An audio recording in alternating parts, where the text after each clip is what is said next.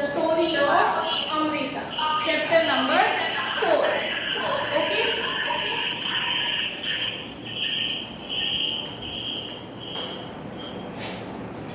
So before going to our chapter, we will just recall what we have learned in our previous class.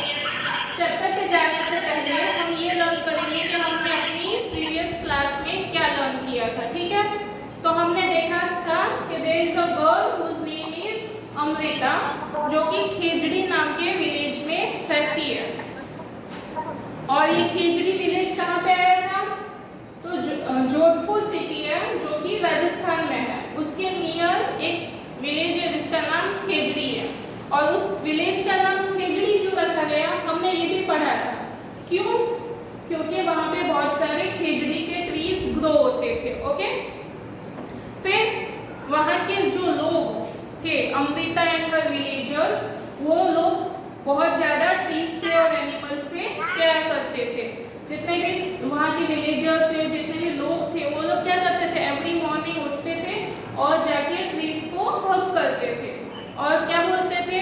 You are strong and beautiful, make me also like you, कि तुम बहुत ही strong और beautiful हो, हमें भी तुम्हारी तरह बना दो। ऐसे डेज जो है वो पास होते रहते हैं, दिन बीतते जाते हैं और फिर एक दिन किंग के लोग आते हैं। वो क्यों आते हैं? वो ट्रीज को कट करने के लिए आते हैं। बाय सीइंग दिस, अमृता देखती है कि ये लोग ट्रीज को कट करने आए। वो जाके ट्रीज को हग करती है, ट्री को। वो किंग के जो लोग होते हैं वो उसे डांटते हैं, डराते हैं, लेकिन फिर भी वो ट्री को कट करने नहीं देती है। और ऐसे इस जो झगड़े वगैरह हो रहे थे, उस भी बहुत सारे लोग, अमृता, उसके विलेजर्स, उसकी डॉटर वगैरह भी मर जाते हैं, लेकिन फिर भी वो लोग ट्रीज को कट करने नहीं देते हैं। और जब ये बात किंग तक पहुंचती है तो किंग वहाँ पे आता है और वो देखता है कि यहाँ के लोग तो ट्रीज से इतना सारा लव करते हैं, वो ट्रीज को इतना सारा प्यार करते हैं, तो उसकी वजह से जो किंग का माइंड है उस पर असर होता है, उसकी जो सोच है उस पर बहुत ज़्यादा प्रभाव पड़ता है।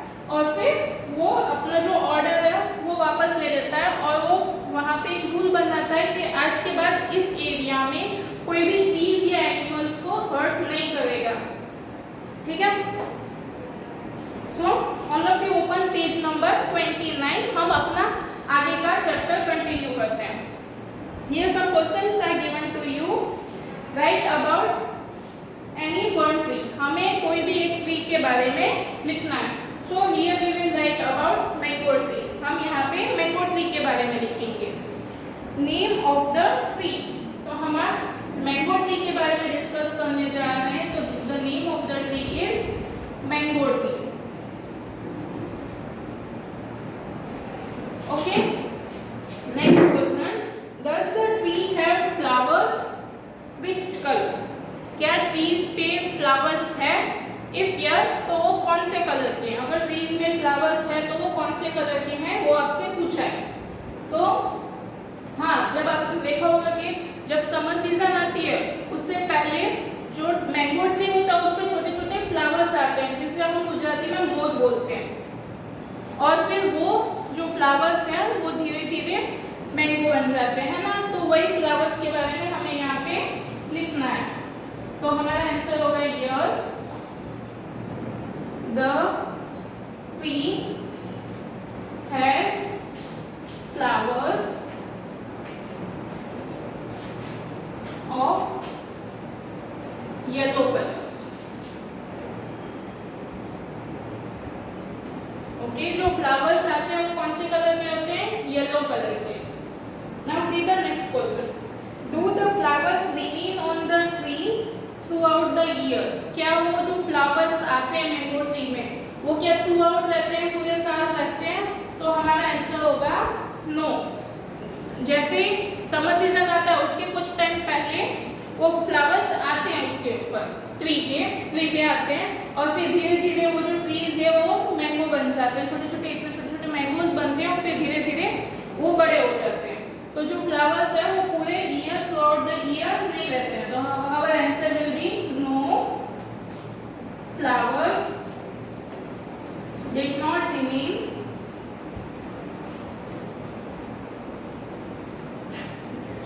throughout the year.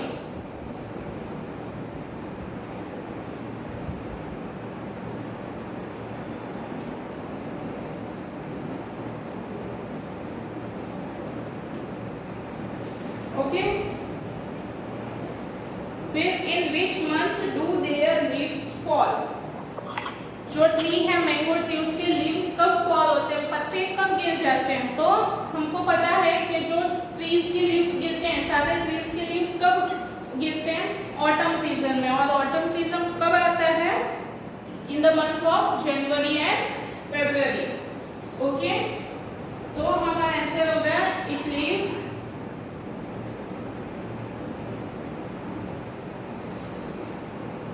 fall during the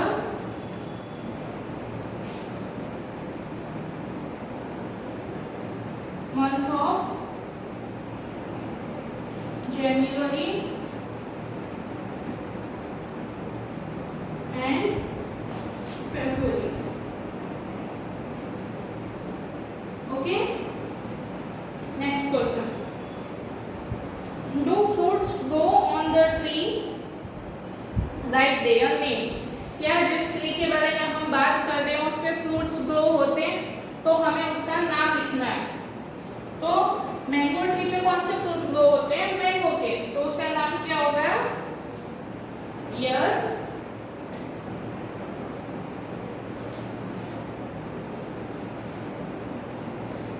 fruits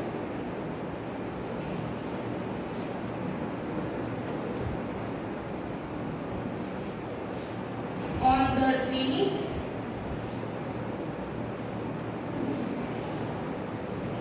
the fruit name is mango. Okay, next question. Turn the page number 30. In which month do the trees have fruit? कौन से मंथ में फ्रूट्स आते हैं? जो मैंगो ट्री होता है उसमें कौन से मंथ्स में फ्रूट आते हैं? सबने लिख लिया इतना?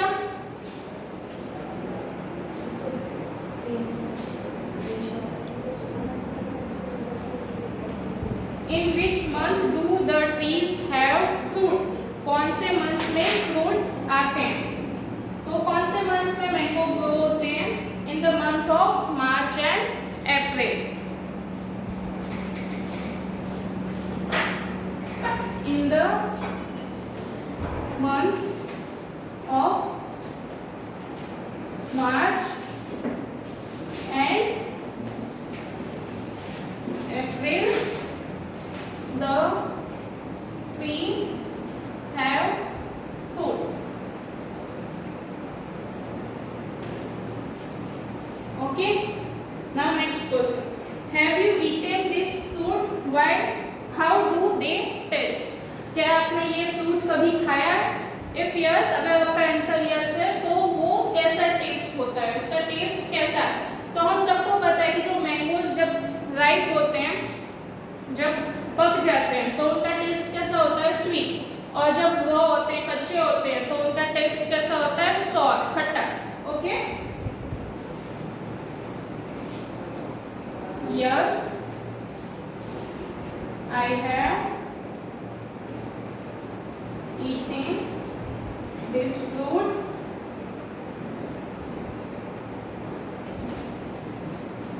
They are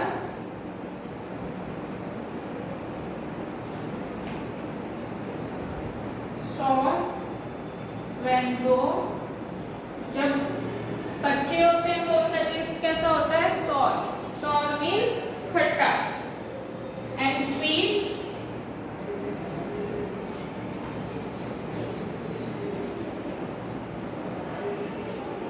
when they are ripe.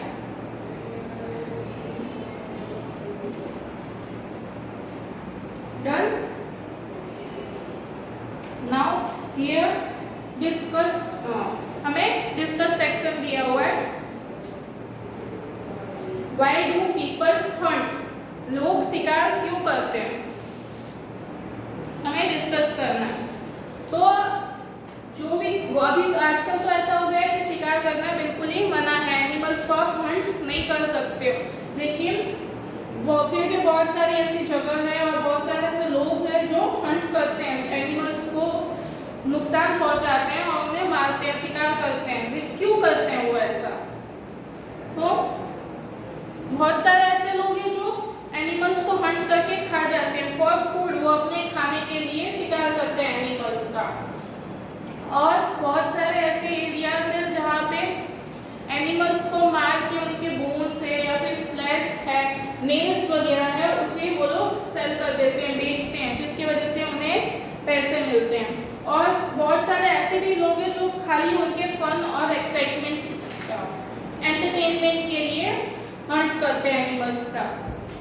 ठीक है, next question, there are rules against hunting of animals.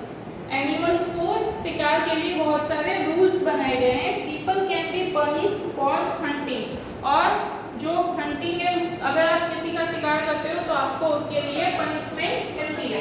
Why are such punishment imposed, ऐसी पनिशमेंट क्यों इम्पोज की गई है, क्यों लाई गई है? तो अगर आप किसी को पनिशमेंट देते हैं, आपने देखा होगा अगर आपको टीचर पनिशमेंट देता है तो क्यों देता है? ताकि आप फिर से वो गलती ना करो। और अगर कोई पनिशमेंट रखी गई है तो आपको पहले से पता है कि मैं ये गलती करूंगी या करूंगा तो मुझे पनिशमेंट मिलेगी, इसलिए लोगों को डर रहता है कि अगर हम हंटिंग करेंगे तो हमें भी पनिशमेंट मिलेगी। ओके, यहाँ पे हम मैं आंसर लिख रही हूँ, due to hunting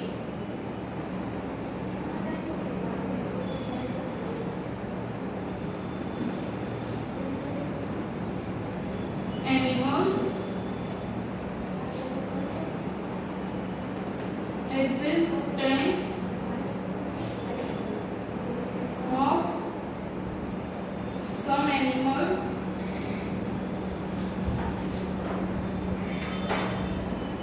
is in danger। जो लोग शिकार करते हैं उसकी वजह से क्या होता है कि बहुत सारे ऐसे एनिमल्स और बर्ड है जिनका एग्जिस्टेंस डेंजर में है। अगर ऐसी छूट दी गई उनको शिकार करने के लिए तो जो एनिमल्स और बर्ड्स है वो हमें आगे फ्यूचर में एक फ्यूचर देखने को नहीं मिलेंगे, इसलिए एक पनिशमेंट तय की गई है गवर्नमेंट के द्वारा। ठीक है, जिससे कि हंटिंग को रोका जा सके, जैसे कि टाइगर और लायन वगैरह है, व्हाइट पीकॉक है, ये आजकल हमारे कंट्रीज में बहुत ज़्यादा कम दिखाई देते हैं और इतने कम है कि उनकी काउंटिंग भी आराम से की जा सकती है। ठीक है, next, talk to your grandparents and find out. अपने ग्रैंड पेरेंट्स से बातें करो और find out which birds did they see around them when they were of your age। जब आपके ग्रैंड पेरेंट्स आपकी एज के थे तब उन्होंने कौन कौन से बर्ड्स और एनिमल्स देखे थे, वो आपको उनसे पूछना है और इधर लिखना है। तो मैं यहाँ पे जनरल आंसर लिख रही हूँ, आप उनसे बात करके पूछ सकते हो। आप अगर आप उनसे पूछोगे तो आपको यही आंसर जानने को मिलेगा कि उस टाइम पे बहुत सारे स्पैरोज, पिजन वगैरह, काइट्स, वल्चर्स, ये सारे एनिमल्स जो बर्ड्स थे वो बहुत ज़्यादा दिखाई देते थे, लेकिन नाउअडेज ये सब बर्ड्स बहुत कम दिखाई देते हैं। स्पैरो वगैरह तो आपको मुश्किल से देखने को मिलेगी। क्यों? क्योंकि जो आजकल की जो लाइफस्टाइल और ये पॉल्यूशन वगैरह है उसकी वजह से जो बर्ड्स, स्पैरो वगैरह या फिर दूसरे ऐसे बर्ड्स जो बहुत कम देखने को मिलते हैं आजकल, वो सब चले गए हैं दूसरी जगह पे और कुछ तो मर भी जाते हैं। When my grandparents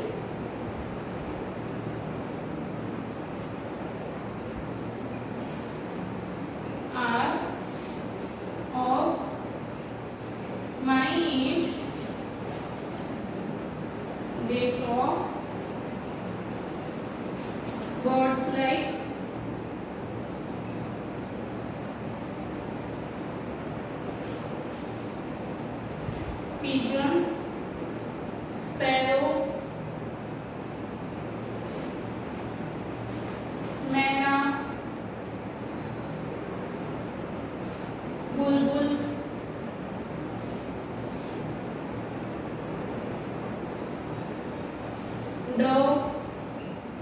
etcetera. ठीक है, ये सारे बर्ड्स के जो नेम्स है वो उन्होंने अपने टाइम्स में देखे होंगे, लेकिन आजकल आपको ये सब बर्ड्स वगैरह बहुत कम देखने को मिलते हैं। Next question, has the number of some of this birds become less? क्या इनमें से बहुत सारे बर्ड्स ऐसे हैं या फिर कुछ बर्ड्स ऐसे हैं जो आपको आजकल बहुत कम देखने को मिलते हैं? तो हमारा आंसर क्या है? और आंसर इज यस। आजकल आपको स्पैरो देखने को नहीं मिलती होगी, बुलबुल और मैना वगैरह भी जो है वो भी बहुत कम दिखाई देते हैं।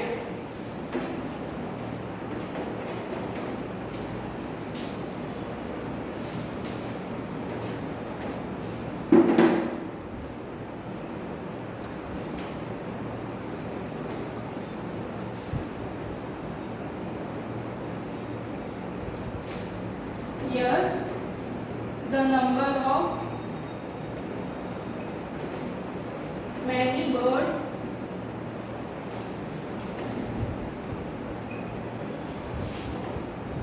like sparrow, मैना,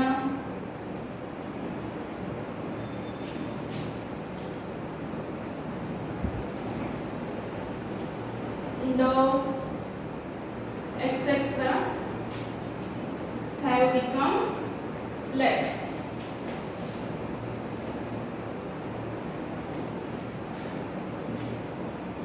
सिटीज वगैरह में ये सारे बर्ड्स जो है वो आपको बहुत कम देखने को मिलेंगे। हाँ, अभी अगर आप विलेज साइड जाते हो तो आपको स्पैरोज, मैना या फिर डव जो बर्ड्स है वो देखने को थोड़े बहुत मिल सकते हैं, लेकिन सिटीज वगैरह में बर्ड्स वगैरह आपको बहुत कम देखने को मिलते हैं।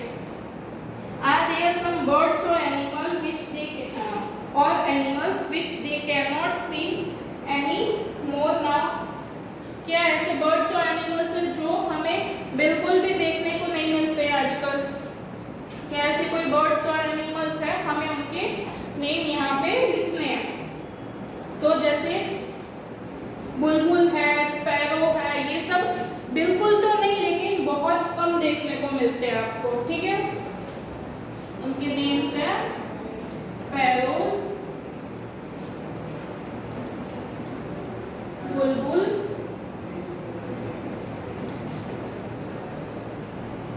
etc. Now page number 31. Santi's grandfather told her that when he was small child he saw many birds like sparrow and manas that he sees today. Can you tell the reason why their numbers now become less? क्या आप बता सकते हो कि जो उसके grandfather ने, शांति के ग्रैंडफादर ने, जब वो छोटे उसकी एज के थे तब उन्हें बहुत सारे स्पैरोज, मैना वगैरह देखने को मिलते थे, लेकिन आजकल ये बर्ड्स जो है वो बहुत कम दिखाई देते हैं। तो इसका रीज़न क्या है, क्यों सारे बर्ड्स कम हो गए? तो इसके बहुत सारे रीजंस है। उनमें से कुछ है कि आजकल जो ग्रेन्स वगैरह आते हैं, जो चिड़िया वगैरह, बर्ड्स वगैरह है, वो जो खाते हैं दाने, उनमें पेस्टिसाइड्स वगैरह आते हैं, तो जो कि उनके बॉडी को हार्म कर सकते हैं। इसकी वजह से भी बहुत सारे बर्ड्स की डेथ हो जाती है। और है कि आपने देखा होगा जो मूवी आई थी 2.0, उसमें भी बताया गया था कि जो आजकल मोबाइल टावर लगाए जाते हैं उनमें से जो रेडिएशन निकलता है वो बर्ड्स को बहुत नुकसान करता है और उसकी वजह से भी बर्ड्स की डेथ हो जाती है।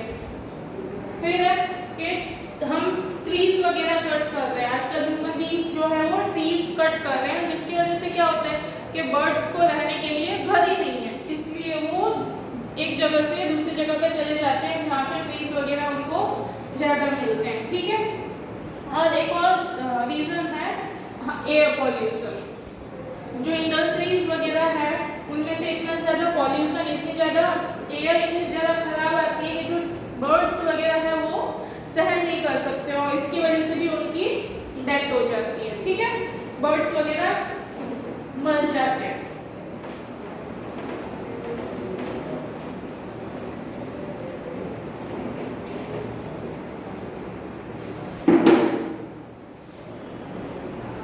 हम यहाँ पे रीजन लिख रहे हैं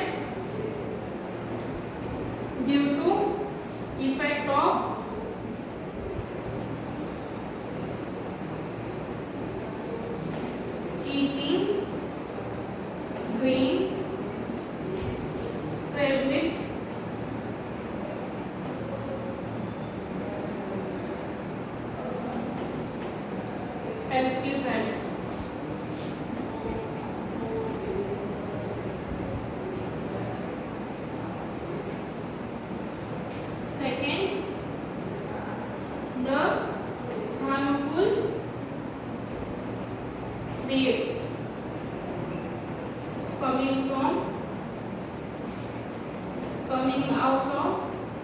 flowers.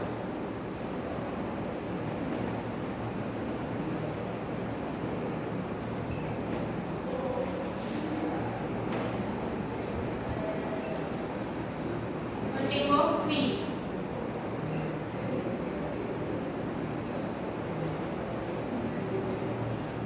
And fourth, air pollution.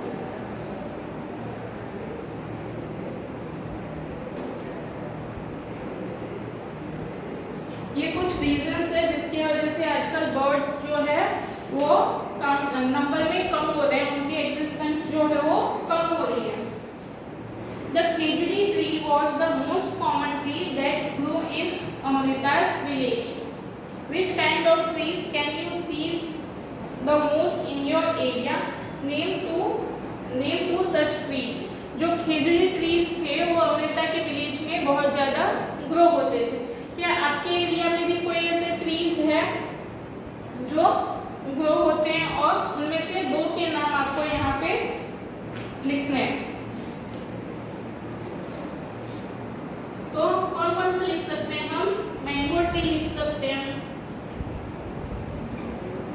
और सेकेंड वन नीम ट्री.